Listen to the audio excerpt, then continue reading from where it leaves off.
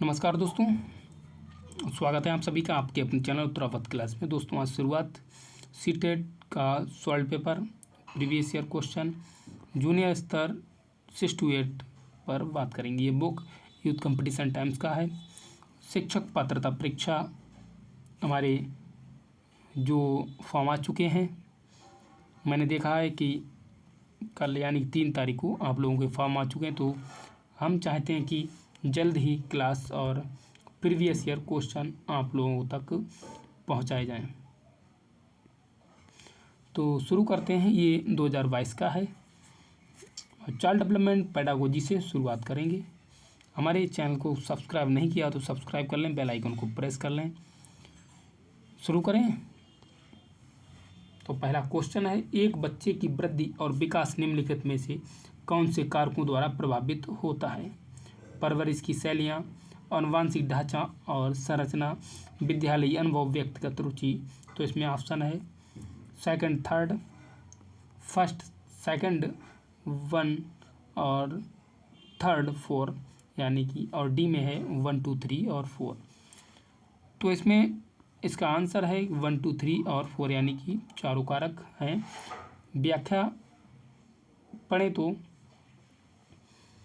वृद्धि और विकास आनुवांशिकता या आनुवांशिक संगठन और पर्यावरणीय कारकों सभी अन्योन्य या आश्रितों के बीच एक जटिल संतुलन द्वारा विनियमित होते हैं। आनुवांशिकता वृद्धि और विकास की सीमा को निर्धारित करती हैं जो संभव हो, लेकिन पर्यावरण उस स्थिति को निर्धारित करता है जिससे क्षमता हासिल की जाती। अतः एक बच्चे की वृद्धि और विकास निम्न कारकों द्वारा की प्रभावित होता है: परवरिश की शैलियाँ, आनुवांशिक ढांचा, संरचना, विद्यालयी अनुभव और व्यक्तिगत रुचि से प्रभावित होती है।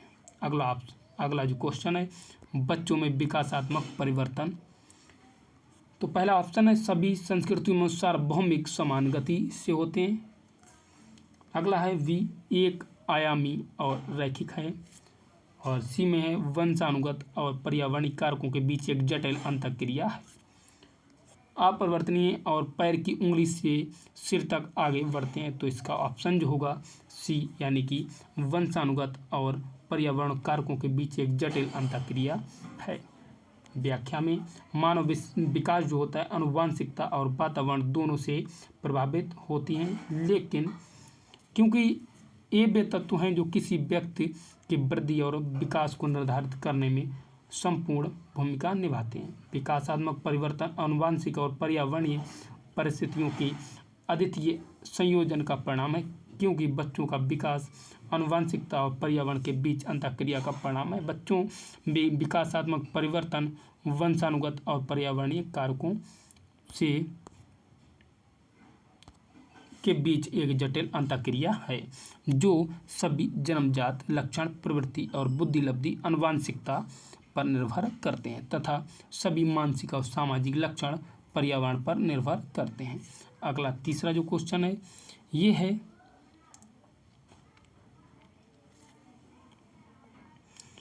पहला जो है सभी संस्कृतियों में बच्चे एक ही उम्र में एक ही तरीके से विकास के चरणों से गुजरते हैं।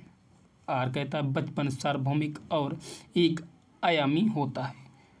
तो इसमें विकल्प दिए हुए हैं। ए और आर दोनों सही हैं। ए आर की सही व्याख्या करता है और बी है ए और आर दोनों सही हैं, लेकिन ए आर की सही व्याख्या नहीं करता है। सी है ए सही है लेकिन आर गलत है, और ए और आर दोनों गलत हैं। तो इसका डी होगा कि ए आर दोनों गलत हैं। तो इसमें क्या कहा गया, सभी संस्कृतियों में बच्चे एक ही उम्र में एक तरीके से विकास करते हैं। जी नहीं करते हैं। कोई आपने देखा होगा बच्चा नाटा, कोई लंबा और कोई तगड़ा होगा, कोई पतला सा। और इसमें दूसरे ऑप्शन में बचपन सार्वभौमिक और एक आयामी होता है, तो एक आयामी नहीं होता है। 4 है सामाजिकरण स्कूल में ही होता है जब बच्चे स्कूल जाना शुरू करते हैं। तो ऐसा नहीं है, ये ऑप्शन गलत हो जाएगा। अगला तर्क इसमें है, स्कूल अद्वितीय सामाजिकरण की एकमात्र संस्था है। तो इसमें ऑप्शन जो है ए और आर दोनों सही हैं और ए आर की सही व्याख्या करता है। दूसरा ए आर दोनों गलत हैं और ए आर की सही व्याख्या नहीं करता है। तीसरा है ए सही है लेकिन आर गलत है। और डी है ए और आर दोनों गलत हैं, सही कह रहा है। स्कूल द्वितीयक सामाजिकरण एकमात्र संस्था नहीं है। 5वां क्वेश्चन है कि सीमा अपनी मम्मी की आज्ञा के बिना रसोई से मिठाई खाने में डरती है। उसे लगता है कि मम्मी को पता लगने पर उसे सजा मिलेगी। कोहल वर्ग के नैतिक सिद्धांतों के अनुसार सीमा किस स्तर पर है? तो पहला है पोस्ट कन्वेंशनल स्टेज, उत्तर पारंपरिक स्तर, पूर्व पारंपरिक स्तर, अमूर्त स्तर या पारंपरिक स्तर। तो इसका जो सही ऑप्शन होगा बी, पूर्व पारंपरिक स्तर। अगर इसकी व्याख्या पढ़ें और आप लोग अगर इसको विस्तार से पढ़ेंगे तो बहुत मज़ा आने वाला है और विस्तार में बहुत अच्छे से समझाया हुआ। सीमा अपनी मम्मी की आज्ञा के बिना रसोई से मिठाई खाने में डरती है। उसे लगता है कि मम्मी को पता लगने पर उससे सजा मिलेगी। कोहल वर्ग के नैतिक सिद्धांतों के अनुसार सीमा पूर्व पारंपरिक स्तर की प्रारंभिक अवधि में है। यह लगभग 9 वर्ष तक रहता है। इस उम्र में बच्चों के निर्णय मुख्य रूप से वयस्कों की अपेक्षाओं और नियमों को तोड़ने के परिणामों से प्रभावित होते हैं। इस स्तर में 2 चरण होते हैं, आज्ञाकारिता और दंड, व्यक्तिवाद और विनियम। अगला जो क्वेश्चन है 6, तो इसमें जीन पियाजे के अनुसार संज्ञानात्मक विकास किस प्रक्रिया द्वारा सुगम होता है? अनुकूल, पुनर्वलन, पूर्वाभ्यास और कलन विधि। तो इसका सही ऑप्शन होगा अनुकूलन, अडॉप्टेशन। पियाजे के अनुसार बच्चों ने अपने वातावरण के साथ समायोजन की प्रकृति सहज होती है और बच्चे इस प्रकृति को अनुकूलन, अडॉप्टेशन कहा जाता है। पियाजे के अनुसार बालक अपने प्रारंभिक जीवन से ही अनुकूलन करना लगता है। जब कोई बच्चा माहौल में किसी उद्दीपक परिस्थितियों के सामने होता है तो उस समय उसकी विभिन्न मानसिक क्रियाएं अलग अलग कार्य न करके एक साथ संगठित होकर कार्य करती हैं और ना ज्ञान अर्जित करती हैं। यही क्रिया हमेशा मानसिक स्तर पर चलती है। वातावरण के साथ मनुष्य का जो संबंध होता है उस संबंध को संगठन आंतरिक रूप से प्रभावित करता है, जबकि अनुकूलन बाहरी रूप से। यह कह सकते हैं कि इस प्रकार जीन पियाजे के अनुसार संज्ञानात्मक विकास अनुकूलन प्रक्रिया द्वारा सुगम होता है। जीन पियाजे द्वारा प्रस्तावित विशेषताओं के साथ चरणों की सही सुमेलित जोड़ी चुनें। तो पहला है संवेदी गामक यानी संवेदी चालन अवस्था, जिसे सेंसरी मोटर स्टेज कहा जाता है। दूसरा प्री ऑप्शनल या पूर्व संक्रियात्मक अवस्था। तीसरा है मूर्त संक्रियात्मक अवस्था। तीसरा है चौथा जो है अमूर्त संक्रियात्मक अवस्था। इसमें दिया गया संवेदी चालक अवस्था में नाटकीय खेल में संलग्न और अगला वस्तु स्थायित्व का प्रारंभ और सी में क्रियाओं को मानसिक तौर पर परिवर्तन में सक्षम और फोर्थ में जो दिया हुआ है परिकल्पित निगमनात्मक। तो इसमें इसका जो होगा जोड़ी सही जोड़ी सुमेलित करें। तो अगर इसको विस्तार से पढ़ें तो जीन पियाजे द्वारा प्रस्तावित विशेषताओं के साथ चढ़े से संवेदी पेशीय गामक अवस्था जन्म से 2 वर्ष की होती है। इसमें परिवर्तन क्या आते हैं? इंद्रियां शिक्षक हैं, प्रतिवर्त क्रिया हैं, अंतरंग व्यवहार होते हैं।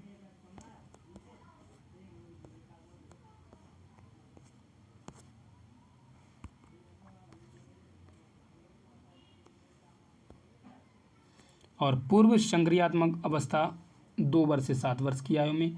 इसमें भाषा का विकास होता है, अपरिवर्तनीयता, अहम केंद्रवाद और जीववाद, यानी कि गुड्डे जैसे खिलाते हैं उनको उनमें भी जीव आत्मा दिखती, यानी कि उसमें उनको लगता है कि ये जीवित है।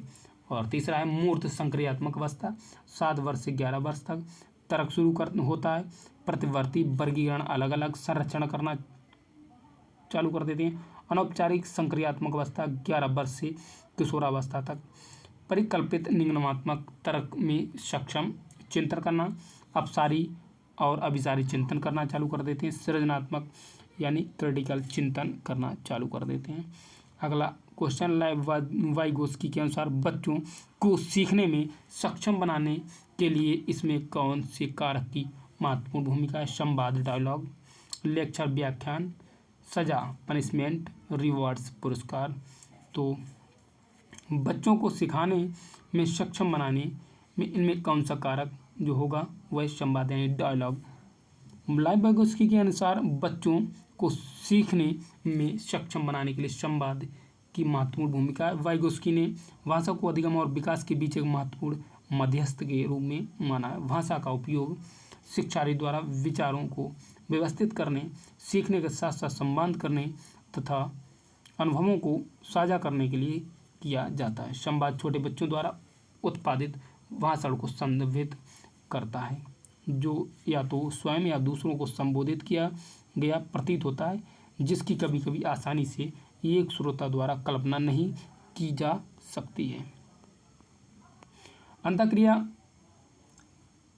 अगला क्वेश्चन जो निम्न में से किस मनोवैज्ञानिक ने प्रतिपादित किया है कि अंतःक्रिया की बच्चों के भाषिक विकास में बहुत महत्वपूर्ण भूमिका है? जीन पियाजे, Vygotsky, V F. Skinner, Noam Chomsky. तो इसमें सही वाइगोस्की है। वाइगोस्की ने प्रतिपादित किया है अंतःक्रिया की बच्चे के भाषिक विकास में बहुत महत्वपूर्ण भूमिका है। अगला क्वेश्चन जो है 10वां,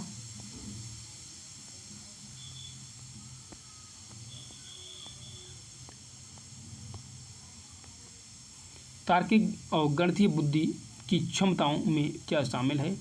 तो पहला है छवियों में हेरफेर, ग्राफिक कौशल, स्थानिक तर्क, कुछ भी जिसमें 2 से अधिक आयाम शामिल होंगे। बी में है लय, ताल, स्वर, माधुर्य के प्रति संवेदनशीलता। अगला है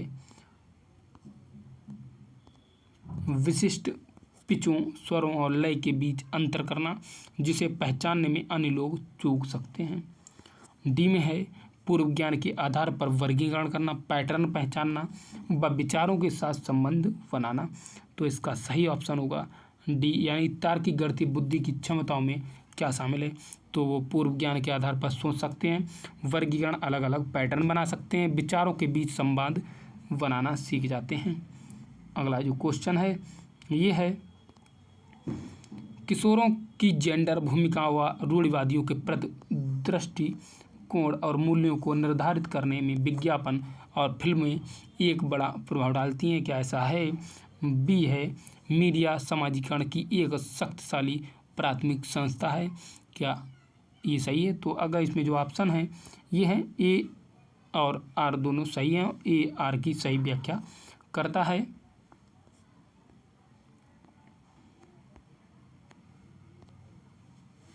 और बी में है ए और आर दोनों सही हैं लेकिन ए आर सही व्याख्या नहीं करता है। सी जो है कह रहा ए सही है लेकिन आर गलत है, बोथ यानी कि दोनों गलत हैं। तो इसमें व्याख्या है किशोरों के लिए मीडिया समाजीकरण की एक शक्तिशाली प्राथमिक संस्था है, उन्हें दुनिया और उसके भीतर अपनी जगह के बारे में सिखाते हैं। स्कूल साथियों और मीडिया द्वारा बारीकी से पालन किए जाने वाले परिवार को बच्चे के जीवन में समाजीकरण का प्राथमिक एजेंट माना जाता है। अगला क्वेश्चन है विभिन्न पृष्ठभूमियों के बच्चों के सिखाने की सुविधा के लिए शिक्षकों को क्या चाहिए कि वे गैर प्रासंगिक पाठ्यक्रम का पालन करें, विभेदित निर्देश लागू करें, मानकीकरण तो गलत हो जाएगा, मूल्यांकन का पालन करें, गलत, बहिष्करण प्रथाओं का अभ्यास करें। तो इसका सही ऑप्शन विभेदित निर्देश लागू करें। असेसमेंट यानी आकलन, तो इसमें ऑप्शन है कि अधिगम को दिशा देनी चाहिए और किसका आकलन करना, इससे निर्धारित होना चाहिए कि क्या पढ़ना है। बी में है कुछ सीखने से नहीं जोड़ा जाना चाहिए क्योंकि दोनों अलग अलग प्रक्रियाएं हैं। अगला जो सी में है को बच्चों को समान क्षमता समूह धीमे सीखने वाले बुद्धिमान बच्चों के पृथक समूह बनाने के लिए इस्तेमाल किया जाना चाहिए, गलत हो जाएगा। और डी है कि बच्चों को सीखने की तैयारी से लेकर शिक्षण अधिगम प्रक्रिया का एक अभिन्न अंग होना चाहिए। तो इसमें डी होगा कि बच्चों की सीखने की तैयारी से लेकर शिक्षण अधिगम प्रक्रिया का एक अभिन्न अंग होना चाहिए। अगला क्वेश्चन है कि एक प्रगतिशील कक्षा में सीखना, तो ऑप्शन में व्यक्तिवादी और निष्क्रिय, सक्रिय और सामाजिक, अगला है परीक्षा उन्मुख, और डी में है पाठ्य पुस्तक केंद्रित। तो इसका सही ऑप्शन होगा बी, सक्रिय और सामाजिक। जॉन डूबी के अनुसार एक अमेरिकी दार्शनिक थे जो प्रगतिशील शिक्षा की अवधारणा का प्रस्ताव दिया था, जो इस बात पर जोर देते कि शिक्षण केवल प्रायोगिक दृष्टिकोण से होता है, इसलिए छात्रों को अनुकूलन और अधिगम हेतु अपने वातावरण के साथ बातचीत करनी चाहिए। अगला जो क्वेश्चन है इसमें शिक्षकों को बच्चों के मूल्यांकन के लिए मानकीकृत गलत हो जाएगा, पहला ही गलत हो गया। अगला जो ऑप्शन होगा समावेशी शिक्षा का उद्देश्य की मतभेदों को खारिज कर सभी को समान बनाने की दिशा में काम करना चाहिए, तो यही ऑप्शन सही हो जाएगा, यानी कि डी, समावेशी शिक्षा का उद्देश्य की मतभेदों को खारिज कर सभी को समान बनाने, मतभेद समान बनाने नहीं, यानी समान शिक्षा, समावेशी शिक्षा देना जरूरी है, तो दोनों गलत हो जाएंगे। अगला ऑप्शन है कि जब विशिष्ट आवश्यकता वाले बच्चे एक समावेशी कक्षा में प्रवेश लेते हैं तो निम्न में से कौन सा कथन सही है। तो इसमें विशिष्ट बच्चों का सामान्य बच्चों के साथ सीखना अवास्तविक है। दूसरा है विशिष्ट आवश्यकता वाले बच्चे सीखने के लिए अप्रेरित नहीं होते हैं। थर्ड है शिक्षकों को शिक्षण की पद्धतियों में बदलाव की आवश्यकता है। और अगला है इससे सभी बच्चों के साथ कार्य करने की क्षमता व अलग अलग दृष्टिकोण को तुल्य करने के कौशल सुदृढ़ होते हैं। तो इसमें कौन सा सही है, तो विशिष्ट बच्चों का सामान्य बच्चों का सीखना अवास्तविक है, तो ऐसा तो नहीं होगा। इसमें है ऑप्शन दिए हुए हैं, यानी कि second, third and fourth. B में है थर्ड, फोर, और यही ऑप्शन सेकंड एंड थर्ड में है फर्स्ट और फोर। डी में है सेकंड और थर्ड, तो इसका सही ऑप्शन जो होगा थर्ड और फोर।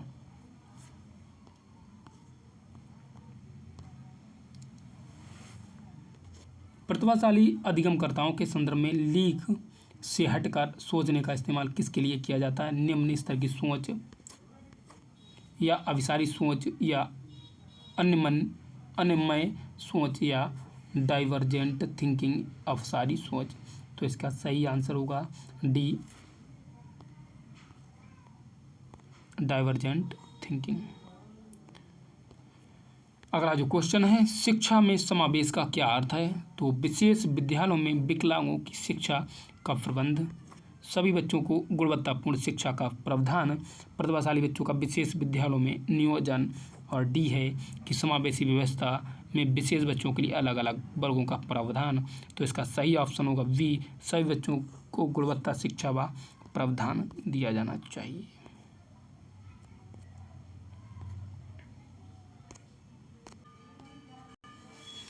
अगला जो क्वेश्चन है शिक्षा में समावेश का क्या अर्थ है। विशेष विद्यालयों में विकलांगों की शिक्षा का प्रबंध, सभी बच्चों को गुणवत्तापूर्ण शिक्षा का प्रावधान, प्रतिभाशाली बच्चों का विशेष विद्यालयों में नियोजन, और विशेष समावेशी व्यवस्था में विशेष बच्चों के लिए अलग अलग वर्गों का प्रावधान। तो इसका सही ऑप्शन होगा बी, सभी बच्चों को गुणवत्तापूर्ण शिक्षा का प्रावधान होना चाहिए। अगला जो क्वेश्चन है एक पठन वैकल्य मुख्यतः किससे चुनौतियों से संबंधित है।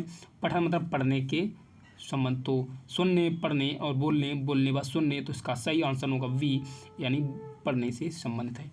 अगर निम्नलिखित में से कौन समावेशी कक्षाओं में विशेष स्थान नहीं है, तो सकारात्मक अधिगम, सीखने के लिए सार्वभौमिक डिजाइन, उपयुक्त समायोजन, मानकीकृत तो नहीं होगा। तो इसका यानी कि मानकीकृत विशेषता नहीं है, तो मानकीकृत स्टैंडर्ड यही होगा, मानकीकृत निर्देश यानी कि बच्चे को मानकीकृत निर्देश नहीं दे सकते। और माध्यमिक स्कूलों में शिक्षकों को क्या होना चाहिए, यानी एकरूपी व कठोर पाठ्यचर्या का पालन नहीं करना चाहिए, मानकीकृत नहीं होना चाहिए, दोनों गलत हैं। और प्रश्न पूछने को हतोत्साहित, गलत, डी हो जाएगा। कि सीखने के लिए कैसे सिखाते हैं और प्रोत्साहित करना चाहिए, तो माध्यमिक स्कूल में शिक्षकों को सीखने के लिए कैसे सिखाते और सीखते हैं तो प्रोत्साहित करना चाहिए। तो NEP 2020 के अनुसार ये सीखना कि कैसे सिखाना है, मानकीकृत से लचीलापन, यानी कि मानकीकृत नहीं होना चाहिए।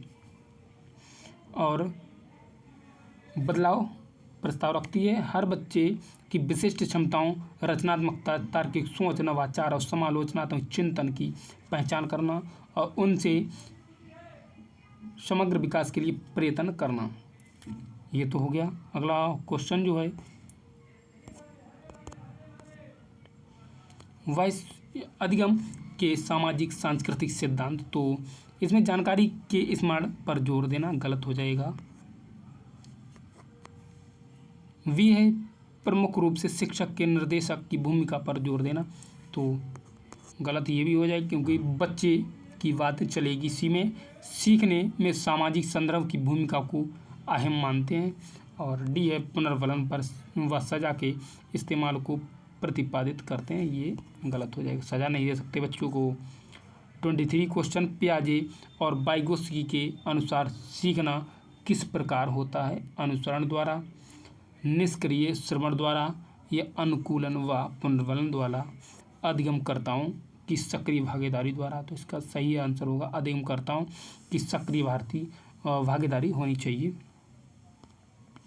24 क्वेश्चन है कि एक शिक्षक के रूप में आप अपने विद्यार्थियों में समस्या समाधान क्षमताओं को कैसे सुगम बनाएंगे, तो भय उत्पन्न करके नहीं हो सकता, तनाव उत्पन्न करके नहीं हो सकता है, सामग्री को निष्क्रिय और बार बार याद करने को प्रोत्साहित करके नहीं हो सकता है, तो डी सही हो जाएगा, यानी विचार मंथन को प्रोत्साहित करके और उपमाओं और अनुमानों जैसी रणनीतियों के उपयोग को प्रोत्साहित करके ही हो सकता है। 25 क्वेश्चन, जब विद्यार्थी की भावना का अनुभव करते हैं तब उनके सीखने पर सकारात्मक प्रभाव पड़ने की संभावना, तनाव, शर्म, हीनता या संतुष्टि, तो इसका सही आंसर होगा सेटिस्फैक्शन यानी संतुष्टि। अपने पूर्व ज्ञान के आधार पर बच्चों के सहज अनुमान लगाने को किया जाना चाहिए, तो हतोत्साहित नहीं, हाँ हतोत्साहित करना चाहिए। और सुसाधित, खारिज, दंडित, तो भी सही हो जाएगा, यानी कि ये कहना चाहिए कि आपका जो पूर्व ज्ञान है, जो अपने परिवार का ज्ञान है, उससे मिलाकर ही पढ़ें और जानकारी को एकत्रित करें। विद्यार्थियों की अर्थ बनाने की प्रक्रिया को किस प्रकार सुगम बनाया जाना चाहिए, तो बार बार अभ्यास पर जोर देकर, गलत हो जाएगा। निष्क्रिय अनुकरण द्वारा, तो ये भी गलत हो जाएगा। भौतिक पुरस्कार नहीं दे सकते, कब तक पुरस्कार दोगे, खोज व अन्वेषण, यानी खोज करके और अन्वेषण करके ही हो सकता है। 28 समस्या समाधान की प्रभावशाली रणनीति नहीं है, तो प्रक्रियात्मक अवधता या पश्चिगामी कार्यकारी युक्ति, स्वानुभाविक कलन विधि, तो इसका सही आंसर जो होगा फंक्शनल फिक्स्डनेस हो जाएगा। और अगला है क्वेश्चन 29, एक सामाजिक रचनावादी कक्ष में सीखना सिखाने, तो निष्क्रिय रूप से होता है, का स्वरूप सामाजिक होता है। और अगला है पाठ्य पुस्तक केंद्रित होता है, परीक्षा केंद्रित होता है, तो इसका सही आंसर होगा का स्वरूप सामाजिक होता है।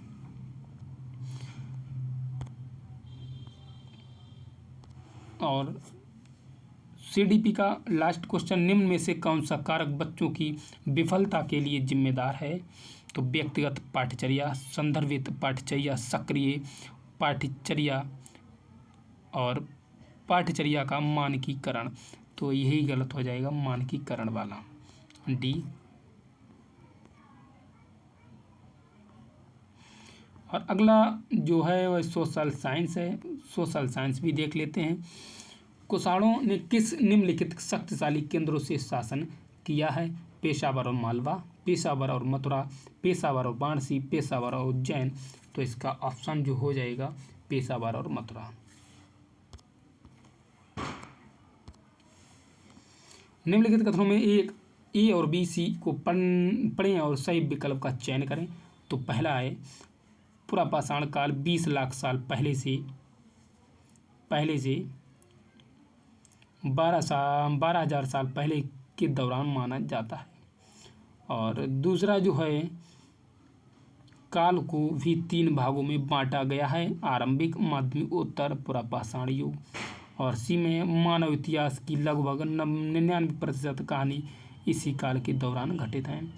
तो इसमें ऑप्शन जो है ए बी केवल, और दूसरा बी सी केवल, और तीसरा जो है सी में ए सी केवल, और डी में है A B C all are true, यानी कि ए बी सी तीनों सही हैं। तो इसका सही जो आंसर होगा तीनों सही हैं। अगला क्वेश्चन जो है मंच और मुगलों द्वारा चलाई गई एक श्रेणी व्यवस्था थी जिसके जरिए पद, वेतन, सैन्य उत्तरदायित्व निर्धारित किए जाते थे। तो इसका ऑप्शन जो है ए और बी दोनों गलत,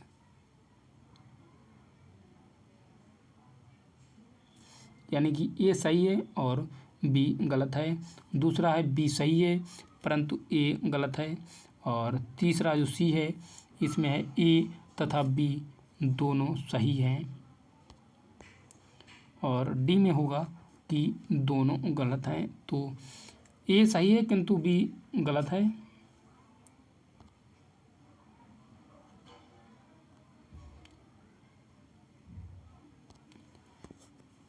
मंशदारों की सैन्य उत्तरदायित्व का निर्धारण एक संख्या पर निर्भर था जिसे ज्ञात कहा जाता था।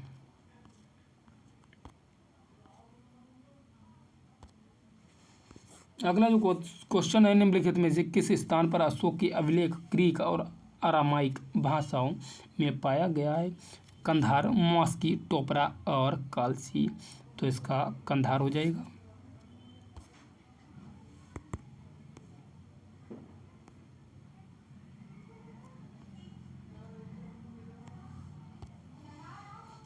गणराज्य गढ़ और कांडगा में 70,000 गांव थे, इसे उल्लेखित किया गया। तो उय्याकोंडन उदयार के अभिलेख में, अकबरनामा में, बुरंजी नामक ऐतिहासिक कृतियों में, और अंग्रेजी ईस्ट इंडिया कंपनी के गुमर्ते विलियम मैथवर्ल्ड के वर्णन में। तो इसका सही ऑप्शन जो होगा वी अकबरनामा में ये उल्लिखित है।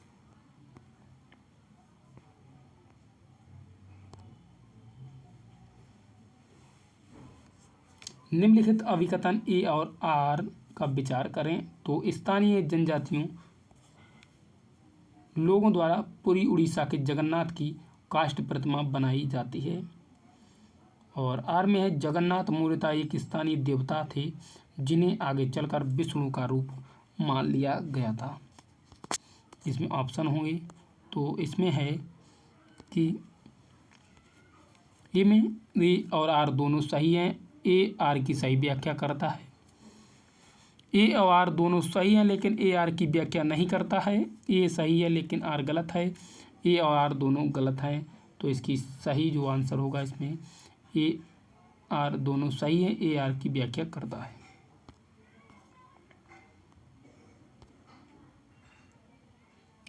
निम्नलिखित में कौन सा कथन वर्षा आंदोलन के विषय में सही है? तो वर्षा के अनुयायियों ने लाल झंडे को वर्षा राज का प्रतीक बनाया था, क्या ये सही है? दूसरा वी में है बिरसा मुंडा जो है बिरसा के लोगों को उकसाने के लिए परंपरागत प्रतीकों और भाषा का इस्तेमाल किया है।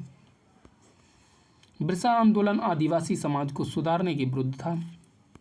बिरसा ने मशीनरियों और हिंदू जमींदारों का लगातार विरोध किया है, क्या बी और डी, अगला है बी में सी और डी तथा ए और बी में, डी में है ए और सी। तो इसका सही आंसर जो होगा बी और डी, यानी कि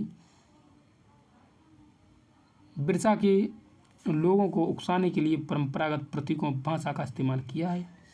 और बिरसा ने मिशनरियों और हिंदू जमींदारों का लगातार विरोध किया था। तो दोस्तों आज के लिए इतनी ही क्लास, और मिलते हैं फिर अगले क्लास में। रह गया इसमें सोशल साइंस में आगे का अगली क्लास में, और जुड़ जाएं फिलहाल क्लास में, हमारे चैनल से जुड़ जाएं और क्लास देखकर मुझे बताएं कि कैसी क्लास रही।